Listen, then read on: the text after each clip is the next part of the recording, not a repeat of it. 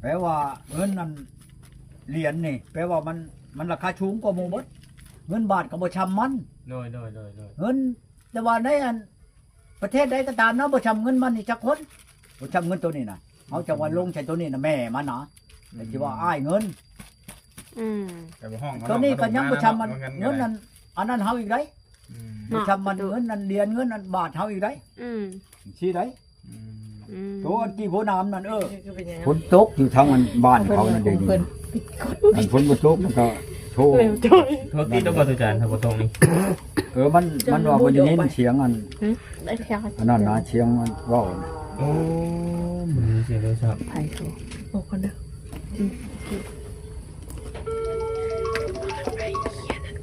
ขออภัยสื่อโทรหาดิฉันว่ากรุณากดคำอีกครั้งน่ะบ่ว่างแล้วตุจานเอ้ยบ่ว่าง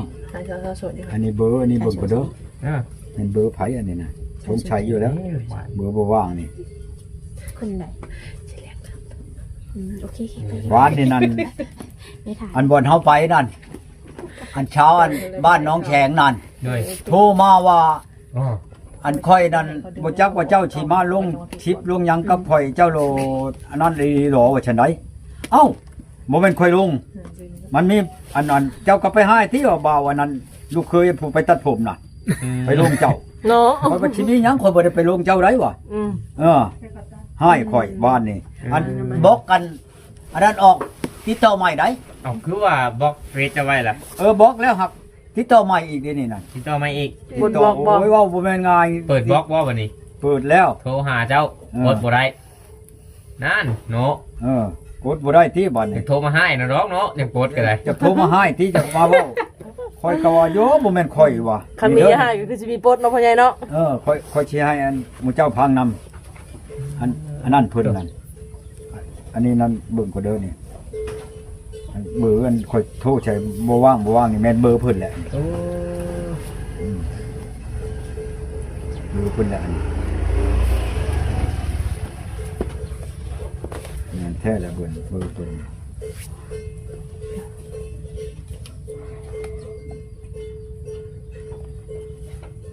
ใช้เบอร์เพิ่นหาเบอร์บ่ตุจานอยู่นี่นะหาเบอร์อันมือถือนี่นะนั่นก็เพิ่นแล้วนี่เพิ่นลายดีเนาะประตูเนาะอันใดไว้ช่องชามสมมุติเพิ่นได้ผูกตัวนี้ก็ได้เต็มอยู่ไปโทรมาแล้วได้เลยในกระบอกของไม้ไผ่เลยเขียนเมียนเนาะประตูได้ดีลึกไปเลยมันชื่อไว้บ่ตุเขียนชื่อยังเมียนอยู่บ่จดเมียนเช้าอันนั้นน่ะเช้าตุกตานะชื่อเพิ่นอันใดนี่น้องแสงนี่ชื่อม่วนนะประตูชาวตุกตาน้องแสงบ่อยู่ในนั้นน่ะบ่แม่นได้ชื่อสมุดข้างในเนาะโทรทางเฟซเพิ่นนะตุจานฟังทางเฟซเพิ่นนะ Facebook น่ะว่าเพิ่นโพสต์บล็อกเพิ่นฟังมาน่ะสาวตุกตาชาวตุกตาเพิ่นให้คอยอันวานคอยไปลงอันชิปเพิ่นว่าเพิ่นขาใหญ่หั่นบ่ประตูอันนั้นเพิ่นได้อย่างให้เนาะอันนี้เพิ่นว่าลดลงซิผู้บ่าวเพิ่นเว้าเจ้ามีผู้บ่าวยังบ่โทรมาให้ข่อยไปลมไปลิ้นอยากเห็นหน้าเห็นตาเจ้าบ่ย่านบ่อันผู้บ่าวเจ้าให้บ่เนาะข่อยก็เว้าเลยเนาะเพิ่นว่าสิตัวเจ้าได้เนาะไว้ต้มข่อยเปิดเผยบัดนี้เนาะถ่ายคลิปลงไปผู้บ่าวเห็นบัดนี้เว้าเองบัดนี้น่ะบาปมีแต่บุญเจ้าโลดเอาอันนั้นข่อยออกคลิปออกพี่ช่างเพิ่นมันบ่แม่นข่อยออกได้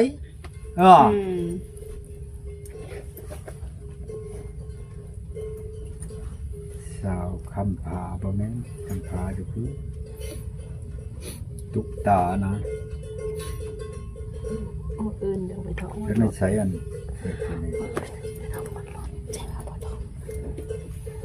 ชื่อคนนี้ตุกตาเนี่ยสาวตุกตายังหาบ่พ่ออยู่ที่ประตูยังบ่เห็นป้าสาวหลายดิเนาะตุจานอันสาวอยู่บ้านพนมพรนี่ว่าจะได้นะนี่คุยกันว่าเพื่อจะขึ้นไปหาเรายังคาเวียกได้คุยกันแล้วบ่อยากไปล้มไปลิ้นบ่อื่นนี่เราว่าค่อยคาเด้อเราอ่ะหมู่ค่อยนั่นมาหามาเว้าค่อยแล้วตุจานเอาเป็นมื้อวันจันทร์ใช่มั้ยจังไปจังหวานแล้วพังขึ้นไปน้ำในวันจันทร์นี่ไก่บ่แฟบบ่ไก่นี่เลยทางเอาสิไก่ไปยังในคลิปนี่นะท ทางเล็กชิป ทั้งนั้นทั้งพวก แม่ ทางบ้านเดือวันนี่ไปนี่ ใกล้ๆนี่นะ ใกล้ๆนี่นะ ไปน้ำกันบ่สนุกบ่ ไป สิละ มาแล้วสนุกให้กี่การดำนาเนี่ย นี่คำเลยเมื่อเนาะเอาแล้วเมื่อดิคำเลยเมื่อกันลำหน้าดิ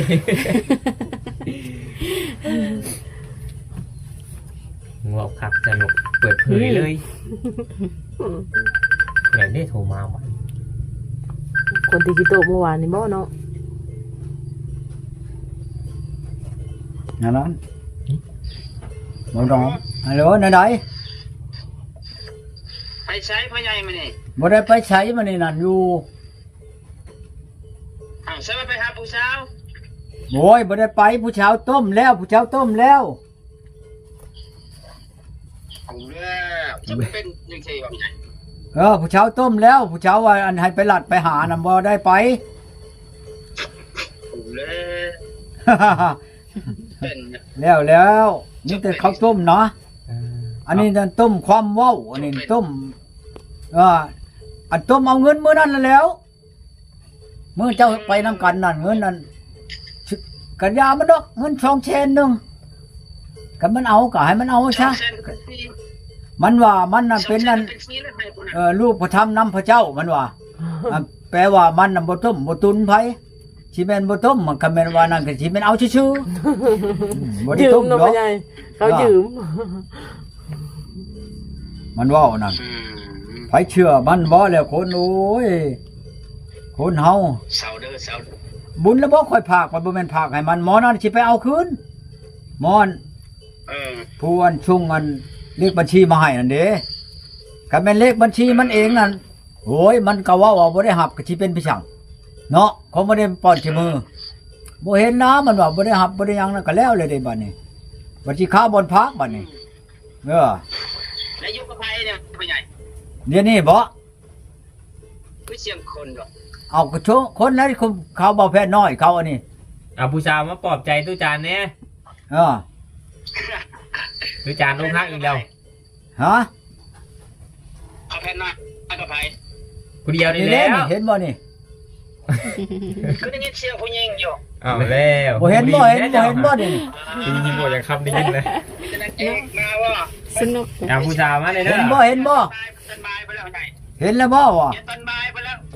ตอนบ่ายกับตอนบ่ายบ่เป็นหยังอ่ะ ติดตัวโน้หูดี อย่าคาน เนาะ ยังไม่เท่า อันนี้อันเช้าอันทุกตานี่ ยังบ่เห็นตัวติชาตุกกาเนี่ย แม่มาซะยาเพิ่นแล้วตู้จานในยาแล้วเป็นนั่นแหละ บ่ค่อยเก่าของว่าค่อยบ่ได้เว้าหยังเนาะ แม่น ไปแล้วก็หมู่โทรให้ไปก็บ่แม่นว่าเฮาตั้งไปอดีไปกะหาเหาะหาหอบเนาะ แม่นเลย ก็พอเฒ่าหมอเจือดพุ่นว่าวานไปเว้าไปหยังก็ดีแล้วก็ทั้งตัวเองก็ให้ไปพบหน้าพบตาเนาะ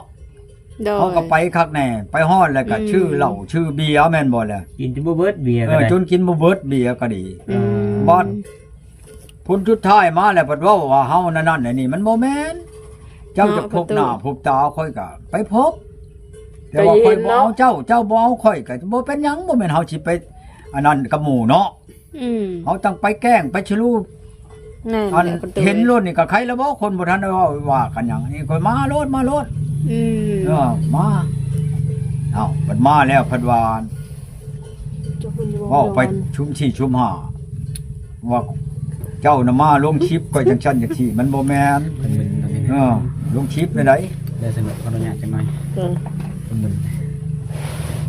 ลงคลิปก็บ่แม่นข่อยลงคันว่าเจ้าว่าบ่พอใจอันให้เขาลงก็หมู่เจ้าบ่ให้มาลงเด้อเดี๋ยวนี้นั่นข่อยบ่ให้ลงไดเขาสิมีเขาสิมีความมัน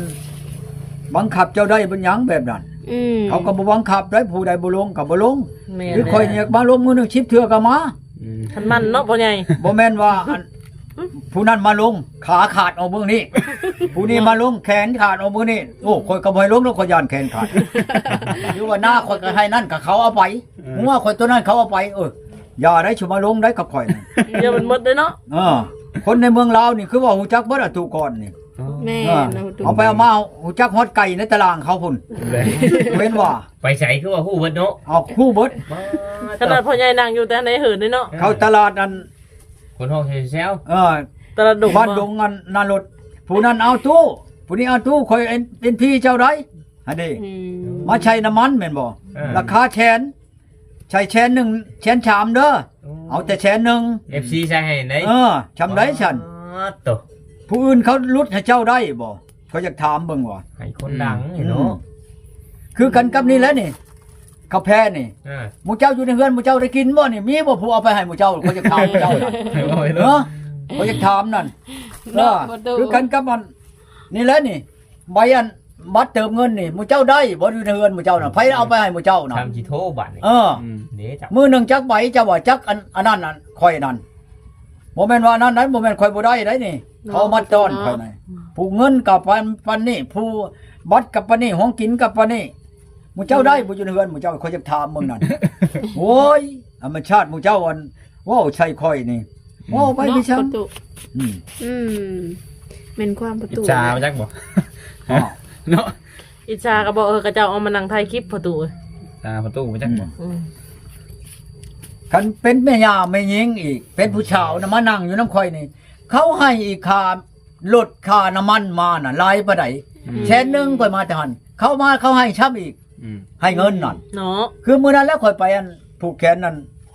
ในอันบ้านลูกข่อยบ้านหัวเมืองนั่นเขาให้ผู้หนึง50,000ผู้ชาวมานั่งอยู่น้ำข่อยนั่นหลายไปได้ค่ารถมาแต่เพิ่นเขาว่า50,000เขาให้รถสิว่าอันใดซะ เนาะประตู บ่แม่นว่าเขาสิมาถ่ายเขาสิชื่อได้เห็นว่าถ่ายนี่ก็ดี เนาะ ข่อยก็มีค่าจ้างรางวัลคือกันได้ ค่าน้ำใจเนาะพ่อใหญ่เนาะ ค่าน้ำใจบ่แม่นว่า โอ้ยข่อยก็บ่แม่นนิดน้อยนี่เด้นี่ชาวจุกตาเด้อนี่เด้อ อืม วันนี้ตอนนี้เราเว้านี่ คอยก็บ่ได้คิดว่าเจ้าสิลงของลง YouTube ปานนี้นิสัยคนนั้นบ่ได้คือแนวนี้ดอก เอา เด้อชาวจุกตาเว้าอันนี้วันนี้ข่อยเว้าบัดนี้ แสดงว่า โตแม่ผู้บ่าวอยู่มันโทรให้หมู่ไปหาไปเบิ่งไปแยงบัดโทรไปนั่นเป็นคือจังบ่เจ้าโทรไปเฮาโทรไปหาก็โอ้ยคนมีผู้บ่าวแล้วเฮาก็บ่ไปดอกเฮาก็บ่ผิดบ่ขัดว่าผู้ใดดอก เนาะ เมียหมู่ชู้หมู่แม่นหมู่เฮาบ่เฮาก็ยันบาปคือกัน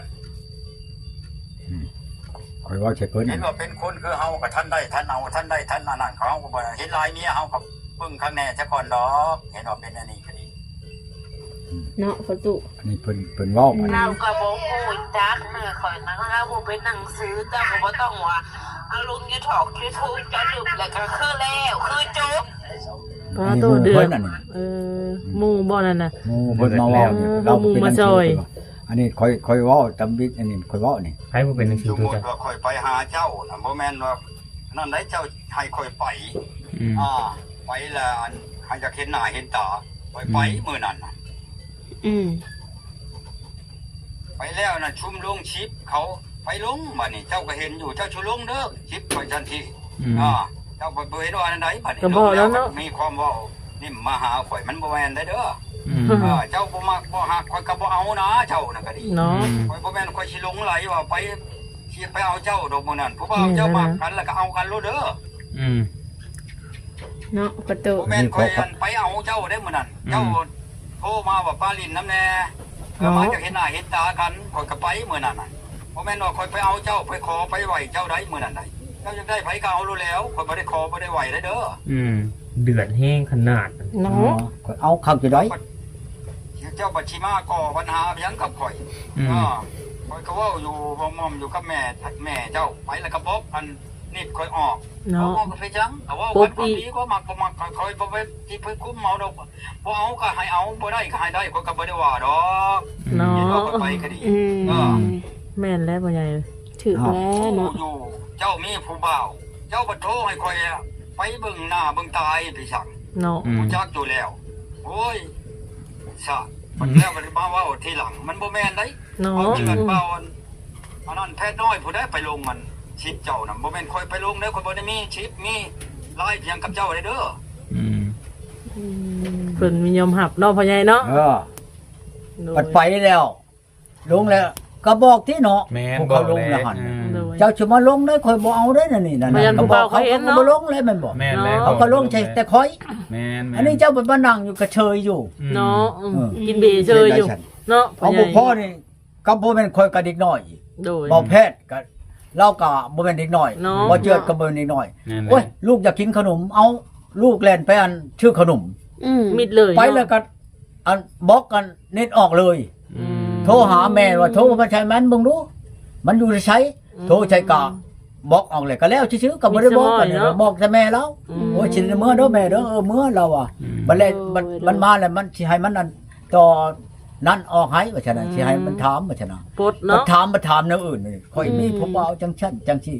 มีผู้บ่าวเป็นหยังเจ้าบอกให้ค่อยไป เนาะ บอกให้ไปหยังให้มาเห็นหน้าเห็น ผิด ตา เต็มๆเลยพ่อใหญ่แต่มียอมรับ โทษจะกันก็เห็นหน้าเห็นตาอยู่ในนี่น่ะ